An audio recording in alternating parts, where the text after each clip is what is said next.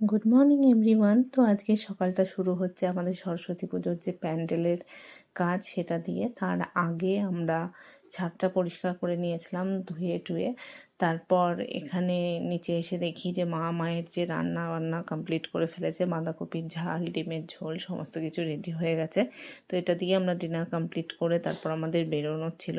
তো ছাদে এসে এখানে দেখছিলাম যে মোটামুটি কতদূর কি হয়েছে। তো যেটুকু হয়েছে সেই হিসেবে ওদের কিছুটা পেমেন্ট করে দিয়ে আমাদের তাড়াতাড়ি করে বেরিয়ে যেতে হয়েছিল, যেহেতু বাইরেও অনেক কাজ রয়েছে। এবং বাইরে যেতে যেতে দেখি যে এখানে মণ্ডপে একটা মা রয়েছে, এত সুন্দর লাগছিল দেখতে। তো এই মোমেন্টটা একটু ক্যাপচার করেছিলাম। এবং বাইরের কাজকর্ম সেরে আমাকে যেতে হয়েছিল আমার ইনস্টিটিউশনে পড়ানোর জন্য। তো এরা হচ্ছে আমার সিনিয়র স্টুডেন্টস, এরা অনেকেই আমাকে বার্থডেতে উইশ করেছিল এবং এদের জন্য আমি এগরোল অর্ডার করেছিলাম। এদের পাশাপাশি আমি ম্যানেজমেন্টেও দিয়েছিলাম এবং বাড়িতে মা আর বোনের জন্যও নিয়েছিলাম।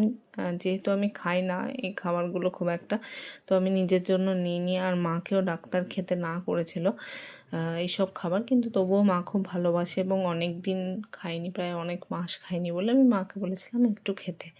এবং ওদের ছুটি দিয়ে বাড়ি ফেরার সময় দেখি এখানে একটা কি সুন্দর প্যান্ডেল হয়েছে।